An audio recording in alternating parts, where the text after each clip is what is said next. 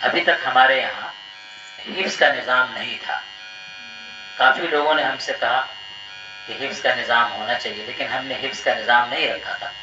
اور ابھی بھی میں کہتا ہوں، دو آپشن اگر آپ کے پاس رہے کہ بچی کو یا تو صرف عالمہ بنا سکتے ہیں یا حافظہ بنا سکتے ہیں، تو عالمہ ہی بنائیے، حافظہ نہیں.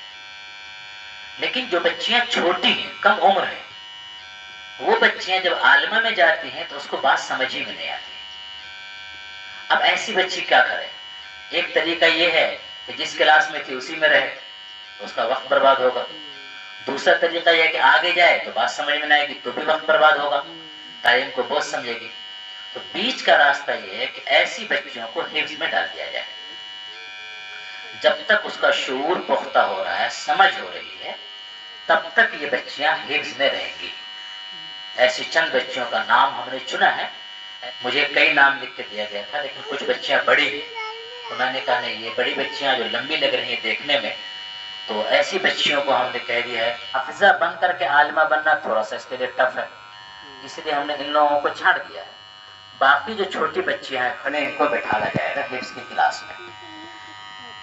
حفظ کی کلاس میں بٹھالتے ہی ایک سوال بچوں کے ذہن میں بھی آئی بات کہ ہندی انگلش چھوٹ جائے گا کیا؟ یہ سب سے پہلے سوال آیا. یاد رکھیے، مدرسے میں ہندی انگلش پڑھائی ضرور جاتی ہے، لیکن ہندی انگلش کی دھن نہیں ہونی چاہیے. آپ لوگ مزاج میں ہندی انگلش سوار نہیں ہونا چاہیے. اگر ہندی انگلش سوار رکھے گا تو فائدہ کم ہوگا. ہم تو پڑھائیں گے ہی، لیکن فائدہ آپ کو کم ہوگا. آپ کو سوار ہونا چاہیے مدرسے میں، قرآن، اردو، دنیات، یہ سوار ہونا چاہیے. بہرحال ان کا اصول یہ رہے گا، یہ بچیاں جو حفظ میں جائیں گی، یہ وقفہ ہوتا ہے بیچ میں ناشتے کے لیے آدھے گھنٹے کا. وقفہ سے پہلے اس کی کلاس حفظ کی رہے گی، وقفہ کے بعد پھر عام کلاسوں میں مل کر ہندی انگلش پڑھے گی. اس لیے اس کی ہندی انگلش چھوڑی نہیں جائے گی. ہندی انگلش بھی چلے گی، لیکن جب بچیوں کا 10 12 سے اوپر ہو جائے گا، تب ان کو سب کچھ چھوڑ دینا پڑے گا 1 سال کے لیے. ہندی انگلش جتنی چیزیں سب کچھ چھوڑ کر کے صرف اور صرف قرآن میں لگائیں گے 10 پارے کے بعد.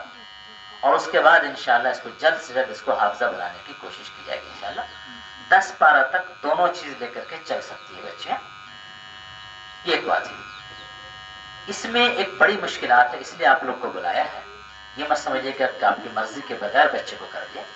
آپ لوگوں میں سے کوئی چاہتے ہیں بچے کو حفظ میں ڈالنا، تو یاد رکھیے، آپ سیدھے آپ کی مرضی خواہش کیجیے گا تو یہ اچھا نہیں ہوگا. آپ مشورے سے کریے، ہم ڈالنا چاہتے ہیں، کیا مناسب رہے گا. ہم لوگ مناسب دونوں مل کے فیصلہ کریں گے اگر بچے کے لیے، تو یہ بہتر رہے گا. کوئی اور اگر چاہتے ہیں، کوئی بچی چاہتے ہیں حفظ میں جانا، یا کسی کے گارجین چاہتے ہیں، ہم سے مشورہ کر لیں گے. ہم ان کو بہتر رائے دیں گے کہ اس کے لیے حفظ میں جانا مناسب ہے کہ نہیں.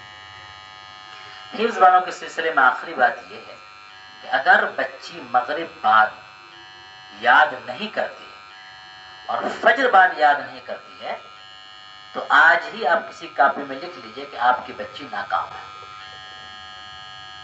حفظ صرف خواہش اور تمناؤں سے نہیں پوری ہوتی ہے. میں ایک بچی کے بارے میں بتاؤں گا. وہ بچی 1 سال میں حافظہ ہو گئی. بچی کتنی بڑی تھی؟ کھڑے بیٹا. اتنی بڑی بچی 1 سال میں پورے قرآن مجید کا مکمل حفظ کر گیا. ہم نے پوچھا، بیٹھ جا، اس کے ابو سے پوچھا کیسے حفظ؟ تو اس کے ابو مولانا ہیں اور اسکول کے ٹیچر ہیں. انہوں نے کہا اس میں کمال میری بیوی کا ہے. میں نے کہا کیا کمال ہے بھائی؟ انہوں نے کہا میں کہیں رہوں، میری اہلیہ میری بچی کو ہر حال میں مغرب بعد یاد کرنے کے لیے بیٹھالتی. سبزی چھیلنا ہو تو سامنے بیٹھ کے چھیلتی سبزی. کچن میں بیٹھتی، اگر کچن میں کھانا بنا رہی، کچن کے سامنے بیٹھالتی. کھانا بنا رہے، بچی کو دیکھ رہے ہیں. اس طرح سے مغرب بعد پابندی سے یاد کروائی. یہ ایک کام کروایا. عشاء کے بعد کھلا پلا کے جلدی سلا دیا. دوسرا کام کیا، فجر سے پہلے اٹھتی، اب بیٹی کو اٹھاتی اور خود اٹھتی، خود تہجد پڑھتی، بیٹی کو قرآن پڑھواتی. اوکے. فجر کی نماز کا وقت ہوتا تب اپنے شوہر کو جگاتی. وہ شوہر جاگ کر کے فجر کی نماز پڑھنے جاتے، جب تک یہ ناشتہ تیار کرتے. اس کے بعد بچی بیٹھی پڑھتی رہے گی، فجر کی نماز پڑھ کے پڑھتی رہے گی. پھر ان کے مولانا سو جاتے تھے، تھوڑی دیر آرام کرتے. اب مولانا جب ناشتہ کر کے اسکول جائیں گے تو ان کے دسترخوان پر 2 چیزیں لگاتی تھی. مولانا کے دسترخوان پر کتنی چیزیں لگاتی تھی؟ نمبر 1 ناشتہ لگاتی تھی، نمبر 2 بیٹی لگاتی تھی. ادھر ناشتہ لگا ہے، ادھر قرآن مجید رکھا ہے، اب بیٹی کو بھی بٹھا دیا. اس کے بعد ہم مولانا غسل کر کے تیار ہو کر کے ناشتے کے لیے جو بیٹھتے تھے، حافظ تھے مولانا، ناشتہ کرتے ہوئے بچی کا قرآن سن لیتے تھے اور قرآن پکڑے رہتی تھی اس کی ماں، کیونکہ ناشتہ کر رہا، ان کا ہاتھ میں تو سبزی لگی ہوئی ہے. اگر کہیں پہ غلطی ہوگی تو مولانا بتائیں گے وہاں پہ نشان لگا دو. تو ان کی اہلیہ یعنی بچی کی ماں نشان لگاتی، قرآن بچی کی ماں کے ہاتھ میں، سنا رہی ہے بچی اور سن رہے ہیں بچی کے ابو. یہ ہو گیا. مولانا چلے گئے اسکول. اس کے بعد آدھا گھنٹے کی فرصت دے دی گئی اس کو. آدھا گھنٹہ میں فرصت ہے، تم ناشتہ کرو، آرام کرو، کچھ بھی کرو. ناشتہ کھانے کے بعد پھر 2 گھنٹہ بیٹھنا ہے اور سبق پارا یاد کر کے اس کی ماں سنتی تھی. اس طرح 1 سال میں پورا قرآن مجید حفظ کر لیا. کیا بڑی بلڈنگ کھڑی کرنا چاہتے ہیں، سکون سے رہنا چاہتے ہیں تو تھوڑی تکلیف نہیں رکھے گا. آپ کا جو گھر ہے پرانا نا، اس کو اجاڑنا پڑے گا.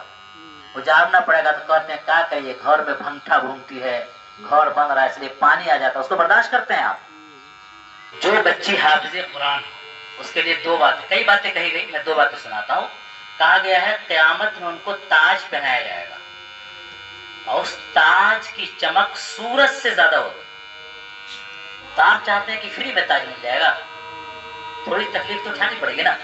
قرآن مجید اگر آپ کی زندگی میں اور آپ کے گھر میں آ گیا تو انشاءاللہ آپ کے گھر میں برکت آ جائے گی انشاءاللہ. تو کوشش کریں گے انشاءاللہ سب لوگ